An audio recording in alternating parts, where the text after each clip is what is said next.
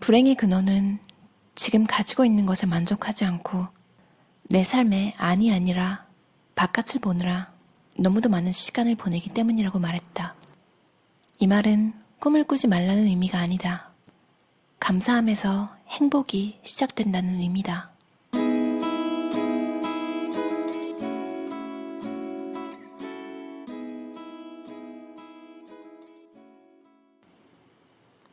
존중은 상대를 있는 그대로 받아들일 때 우러나오며 겸손하고 따뜻하게 상대를 대할 때 내게 돌아온다.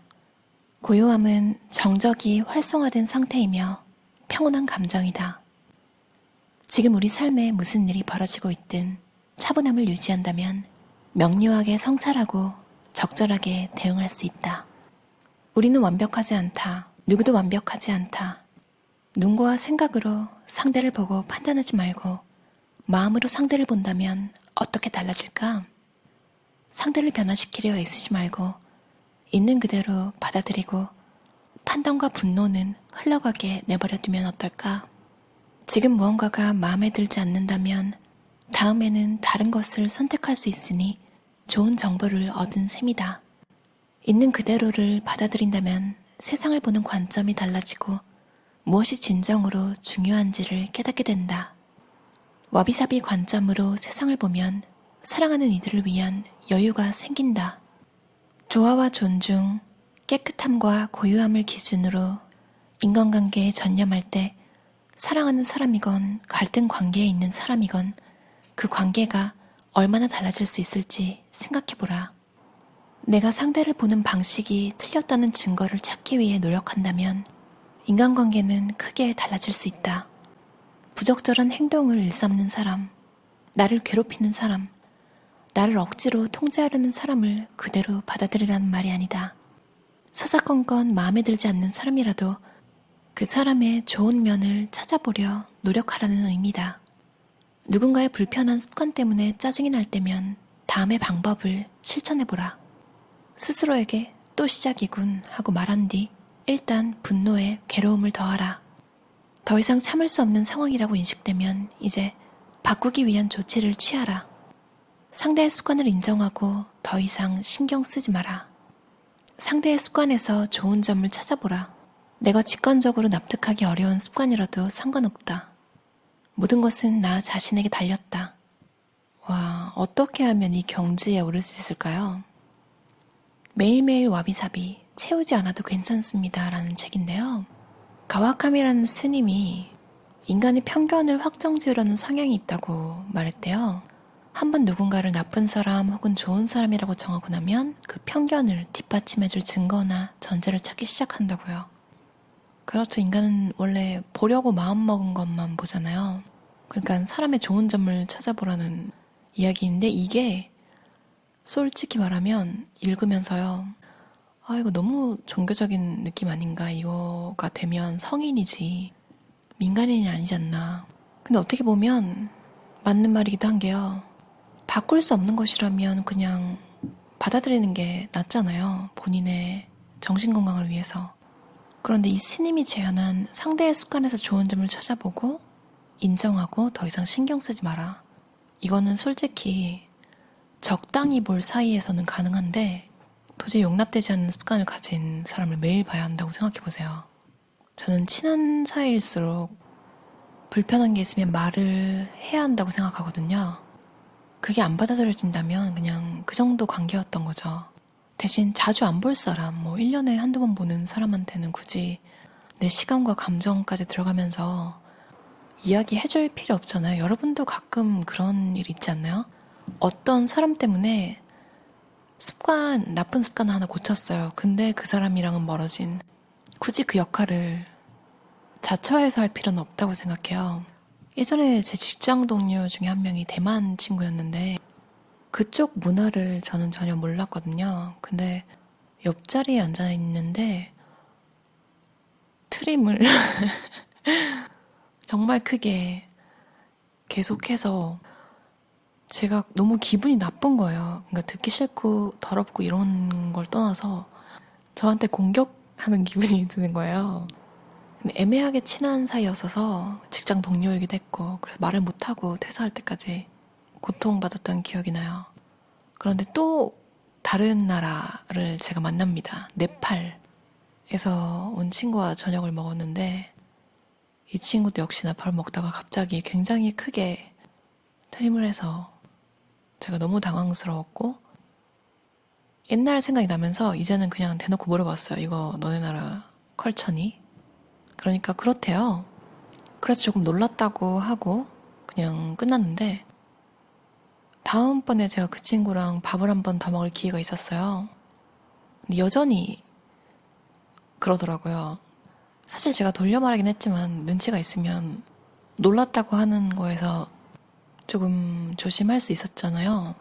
집에서 혼자 곰곰이 생각해보니까 제가 있는 곳은 지금 호주인데 제가 지금 네팔에 있는 게 아니잖아요.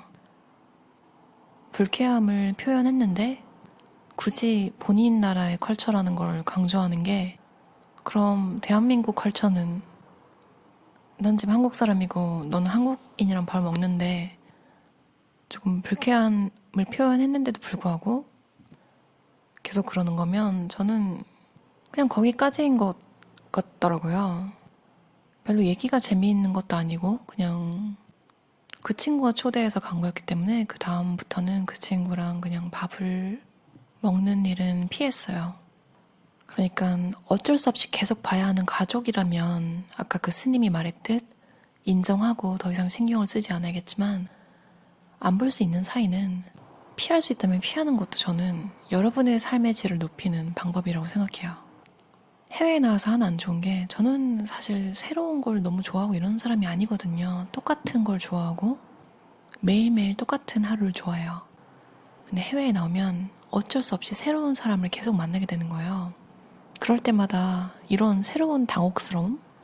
새로운 사람과 만나면서 좋은 점도 있지만 정말 살면서 겪지 않아도 될 새로움을 겪는 경우도 좀 많은 것 같아요.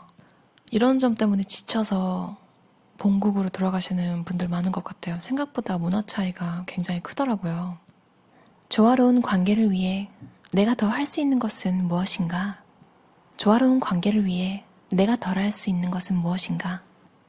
내가 달라질 수 있는 부분은 무엇인가? 가장 먼저 시도할 수 있는 일은 무엇인가? 나의 인간관계에서 차분함을 기르려면 어떻게 해야 하는가? 감정적으로 반응하게 되는 특정 시간대나 상황이 있는가? 갈등 상황의 조화와 존중, 깨끗함과 차분함으로 대처할 때 어떤 좋은 점들이 생기는가? 다른 사람과 함께하는 시간이 더 여유롭고 평화로우려면 어떻게 해야 하는가? 직업이나 일에서도 정서적 요소가 중요하다. 일에서도 잠시 쉬어가는 여유와 작은 것에 집중하는 태도, 새로운 것에 마음을 여는 자세가 필요하다. 완벽하게 불완전한 삶의 행로에서 꿈을 향해 나아가려면 자기 자신과 그 길에 대한 노력과 신뢰가 필요하다. 노력도 채 하기 전에 모든 답을 다 알아야 한다는 생각, 완벽한 미래에 청사진이 있어야 한다는 생각은 내려놓아야 한다. 와비사비 관점으로 보면 남들과 똑같은 생각 혹은 타인이 정한 기준에 맞춰야 한다는 생각에 집착하지 않아도 된다. 진짜 중요한 것에 더 집중하면 된다. 끊임없이 물어보고 쉬지 않고 움직이고 때론 천천히, 때론 빠르게 삶의 밀물과 썰물을 따라 움직이면 된다. 노력에도 강약 조절이 필요하며 이는 행복한 삶을 위해서도 대단히 중요하다. 여러 가지 일을 동시에 진행하다 보면 온전히 하나에 집중하지 못하게 된다. 이럴 때는 우선순위를 정해서 한 번에 한 가지 일에만 집중해야 한다. 인생의 시간표는 알 수 없다. 인생 여정도 예측할 수 없다. 하지만 매 순간 우리의 걸음은 의도대로 움직일 수 있으며 우리 주위의 아름다운 것들을 경험하기 위해 잠시 쉬어갈 수도 있다. 와비사비가 알려주는 가장 근원적인 교훈은 우리가 영원하지 않다는 사실이다. 우리가 사랑하는 이들도, 우리를 둘러싼 세상 모든 것들도 영원하지 않다. 어쩌면 장수하지 못할지도 모른다. 삶은 소중하고 덧없다.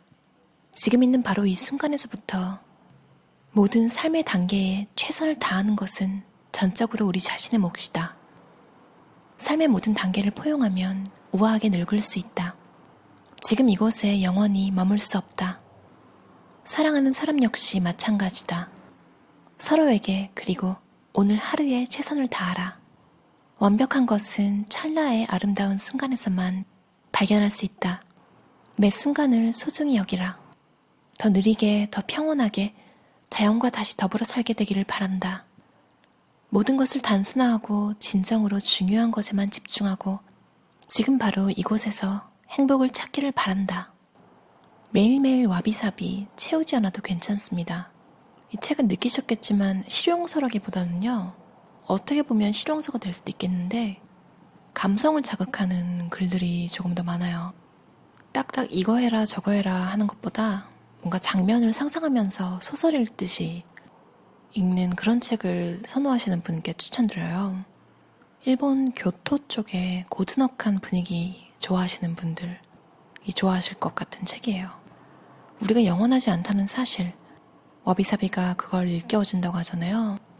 제가 여행 말고 한국을 처음으로 떠나서 살려고 했을 때 느낀 감정이 떠올랐어요. 가만히 그냥 냉장고 앞에 서 있는데 갑자기 제가 우주로 뻗어나가는 느낌이 확 들면서, 그러니까 우주로 가서 제가 있는 위치를 바라보는 상상을 한 거예요.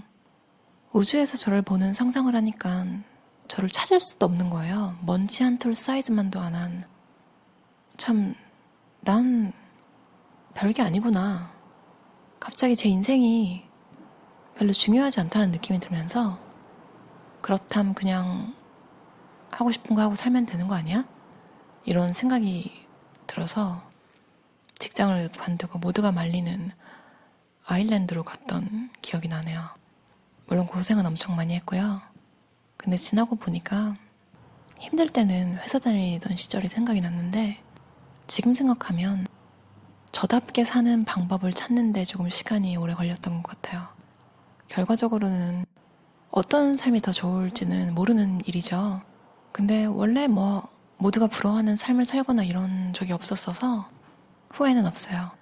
이 책을 읽는데 굉장히 오래 걸렸는데 이 짧은 문장 하나가 그냥 마음에 되게 와닿았어요. 삶은 소중하고 덧없다. 모든 것을 단순화하고 진정으로 중요한 것에만 집중하고 지금 바로 이곳에서 행복을 찾기를 바란다. 들어주셔서 감사합니다. 모두 행복한 크리스마스 보내셨기를 바라요. 안녕히 주무세요.